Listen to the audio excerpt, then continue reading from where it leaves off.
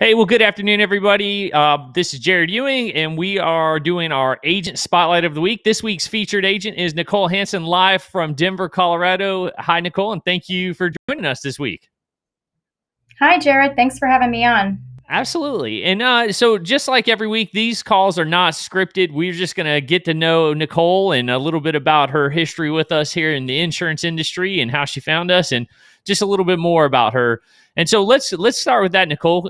Give us a little bit of a background about you and how you ran into this industry.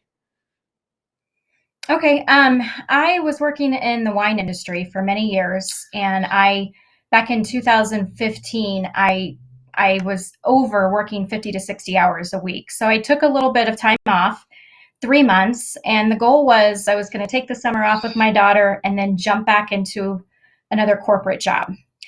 Well, September rolled around. She was 8 years old, and I wasn't ready to go back. And at the time, I was living on savings. I ran across a Craigslist ad. I actually interviewed with you, and it sounded way too good to be true. I thought, okay, so I can own my own time, go out and help people every single day. But at the same time, I knew I didn't have anything to lose by trying.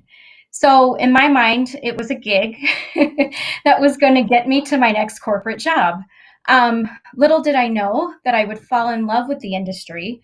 Um, to this day, I don't feel like I work. Like I get up excited every single day to go help families. In fact, this afternoon, I had the afternoon kind of scheduled off. I got a bunch of leads this morning and started dialing, and here I am working till 6:30 Hey, tonight.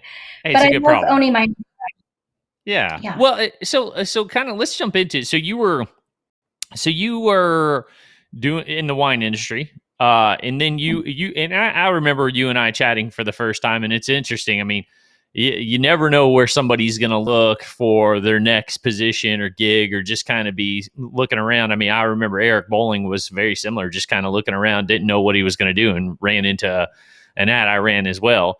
And so you started doing this business just a few years ago now, and so I know you said you made a comment about it too good to be true. What was, give us like your example or your impression of the first like 30, 45, 90 days in that range. How did, how quick did it take for you to kind of see the validity of the business and know that it wasn't just too good to be true? Well, I don't remember exactly what I made that first month, but I think it was right around 17,000 and that first month. And I've never worked when I'm running in the field, I've never worked more than 30 hours. And so that just kind of blew my mind. Yeah, That that's yeah, it's crazy. So it gave you. Do you feel like and I know you said 30 hours in field. Do you feel like you were running that much back like your first couple months into this business? Do you feel like you were, or do you feel like you were just kind of getting a feel for everything? the first month I did, but then after that, it was about 20 hours a week. I was so attached to getting that time back with my daughter. So Yeah, I was kind of a stickler, and I was making more than I made at my corporate position. So I was content. yeah. It was, It was good. I mean, it really, listen, I like, I mean, I'm not arguing with you. I remember getting into this business 12 years ago, and like I made similar money in my first month, and I was like, this is kind of weird. Like you kind of don't expect to make as much as you do, and then you're like, it doesn't seem right because everybody always equates like the hours with the amount of money you make, right? correct. Yeah, yeah, And then there was also a joy that I got from going out. And so, I mean, you can't put a price on that when you actually love what you do. yeah. Oh no, absolutely, yeah, absolutely. So, and your daughter, how old was she when you first got into the business? She was almost 9. Almost 9. And we got to hang out with her in Punta Cana. She went to Punta Cana with you on one of these cool, like the insurance trips. Yes. Yes, yeah. Did she enjoy that? Oh, yeah. It was a great time. Yeah, I would imagine. Not a bad deal. She wasn't 9 then. I mean, what, probably 11 or 12 at that point. Um, Yeah, probably right around 10. Oh, 10. Okay. Okay. Golly, man, 2020 puts a that whole year 2020 kind of throws you off a little bit.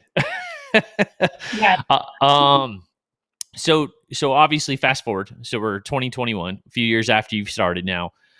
You're still out running at a high level. You still make a lot of money, six-figure income. What like now you've progressed into that distribution channel, so building a business, hiring reps. How do you feel like there's a difference? Like it's going to help your business in a different way. How do you see a big difference starting in your business already from doing that? How do you feel about that so far? Absolutely. Well, now there's a bigger picture. Yeah. I don't want to go out and run. I mean, I love what I do, but I am getting older. I'll be 43 this year, so I see the big picture, and I Yeah. wish I would have started, a year and a half ago.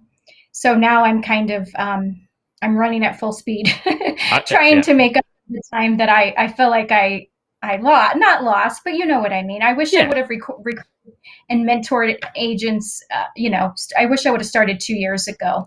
But it's nice because the same passion I have for helping families has now transferred over to seeing my agents. I get a text, hey, I just closed my first one. And I love seeing people succeed. I have a single mom that just joined my team. She's down in Florida, and I'm so excited to see what she does. Yeah, I think that's probably the best thing about the distribution channel. I remember getting into that 12 years ago and thinking that was what, it just made sense to me. And it took a little bit of time, just like yourself, to get up and run to speed.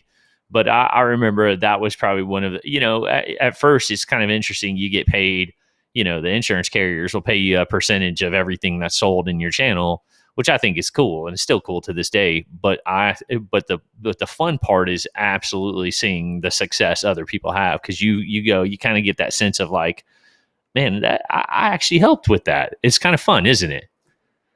It is. Yeah. Yeah. It's fulfilling. Yeah. So obviously you're bringing new folks in, a lot of new folks coming in on your channel there. You guys are starting to pick up a lot of volume and make a lot of sales. I just got word that we're doing these train stop tours, if you will, for the equity bonus, and I just got word that Denver, Colorado just got added to the list, as well as Las Vegas, Nevada. So we're going to be in Denver shortly here, probably within the next month or so. And so I'm looking forward to seeing your folks and meeting them and just chatting it up with them. But what is it? Obviously you got a different sense of how this business works now, being a couple years into it, and a seasoned veteran. What's the big emphasis when you're talking to those agents? Like, so if you were talking to one right now, what's the big emphasis that you put on? Like, do you like go after them and talk to them about the sales abilities and capabilities of helping people, but the mass amount of commissions? Do you talk about them about the opportunity for their business to expand? What's the difference in what you're doing now versus what you thought about it back 3 or 4 years ago? How do you talk to them and explain this business to them now?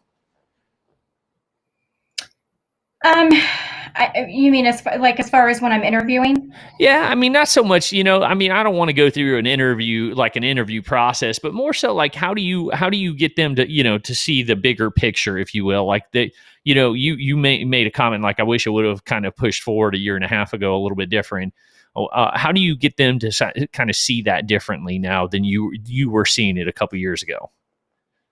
Well, I share my story, and I let them know, where I am today. And, just yesterday I was on a Zoom talking to one of my new agents, and I told her, I said, just sitting here today, this is kind of what's come in and overrides, because I Yeah. have this agent out writing. And so I share that with them, that, that will cover your lead cost when you get started. If you can just get 2 or 3 people to lock arms with you, Yeah. it'll cover your lead costs, not to mention most likely it'll be much more than that. Yeah, yeah, absolutely. And but I mean, and I mean, it's kind of hard for people to fathom that right off the bat, because they don't, something doesn't kind of register in all of our brains that's like possible. But once you start figuring out, like, and then you get an agent, you help them, they go out and sell, they're making their 700,000 bucks on their sell, but all of a sudden you pop $100, $200 commission on it as well from the insurance carriers. Kind of puts a different perspective in your brain about how this business can work, huh? It does. Absolutely. Yeah. So obviously someone who when I first met you, single mom, and now in your family I see is getting bigger progressively. But but what is it, when you're if there's another, I mean, I listen, I was raised by a single mom, so there's a soft spot in my heart for single mother. What if there's a single mother sees this video, and their big concern is obviously taking care of their child, but also not knowing how to balance life and business, what would be a good message to them to, for kind of taking a look at this a little bit deeper, and how it gives them a little bit more flexibility in their life. Yeah, I would. It's different for everybody. Yeah. Some people that join my team, they just want to work 2 days a week, and that's fine as long as those 2 days. What I was sharing with my agents yesterday, be consistent, have a schedule. Um, Things really started to shift in my business February of last year, and that's because I was kind of, for the first 2.5 years, I did well. Like, if you saw my numbers, you would think, but I could have done a lot better, and Yeah. all I had to do was dial in my schedule. And so for me, my schedule is rock solid. I don't shift. And even if I don't have enough interviews that day, I'm going to do something that's going to produce either more interviews or I'm going to dial. I I don't love it. just stop. Yeah. Yeah. Yeah, absolutely. All right, so final word. So this is this is your agent spotlight for the week. Nicole's obviously a big time producer with us, but also a big time management team coming on right now. Final word for the new person coming in or the veteran looking at this business. What's the, why choose us? Why choose your team over anything else that's out there in the industry? What do you think's the big catch point for them? Leadership. The leadership that we have here at Equus, the mentorship, the training, the possibility of an equity bonus, and then the ultimate prize is getting the integrity buyout. But I would say the sky's the limit. If you put forth the effort and you follow the steps and you follow what we've put in place, you'll be successful. So last thing we got. So the next step in the progression for you is regional manager. Is that something on the list for 2021 for Nicole? It is a must for It's 2021. I love it. And then equity bonus. Equity bonus. I heard equity bonus payout for this upcoming month is somewhere north of 250 to 300,000 total dollars being paid out. So a must Wow. for the equity bonus in 2021 as well, right? Yes. Well, Nicole, thank Yes. you so much for joining us on the Agent Spotlight for the week. We appreciate it. So great job 2020. You had a great year last year, but 2021 is starting off a lot better. So thank you again. We appreciate you joining us for the call. Awesome. Thank you. Have a great day.